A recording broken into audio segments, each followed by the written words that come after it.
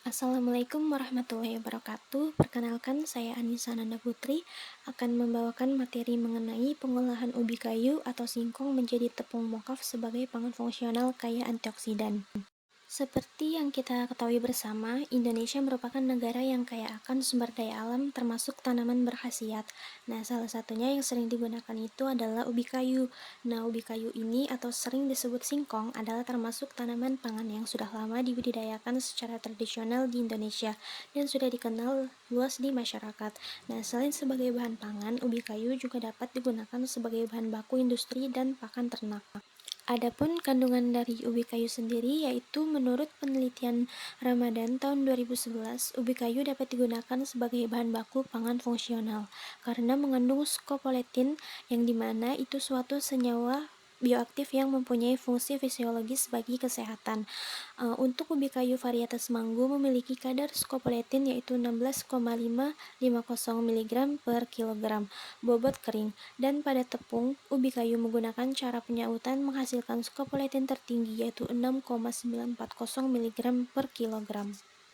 Nah, scopoletin sendiri ini memiliki khasiat bagi manusia yang telah terbukti secara ilmiah, diantaranya sebagai antihipertensi, antioksidan, anti alergi, antidepresi, anti kanker, serta antiinflamasi. Scopoletin ini dia berkhasiat sebagai antihipertensi dengan cara memperlebar saluran pembuluh darah yang mengalami penyempitan dan memperlancar peredaran darah, menurut S. Winarni tahun 2005.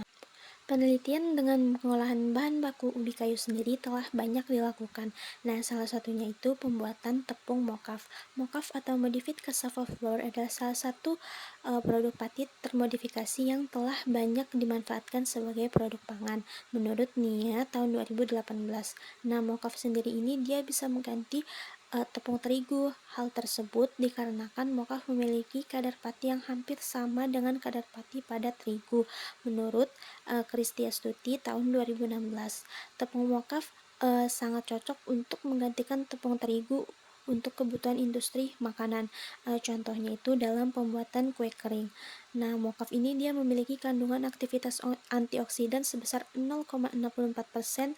Hal tersebut dikarenakan bahan baku mokaf memiliki kandungan vitamin C sebesar 30 mg per 100 gram yang dapat berfungsi sebagai antioksidan.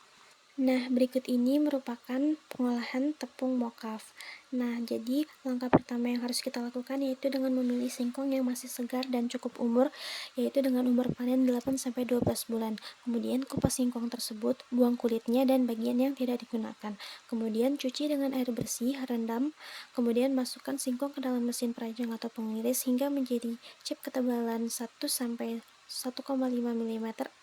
Kemudian masukkan ke dalam bak perendam atau jolang besar. Kemudian rendam chip singkong tersebut dalam larutan starter Bimo CF selama 12 jam dan angkat lalu tiriskan pada keranjang agar air turun. Kemudian pres singkong tadi dengan menggunakan spinner, kemudian keringkan di bawah sinar matahari dan masukkan ke dalam mesin penepung agar menjadi tepung halus.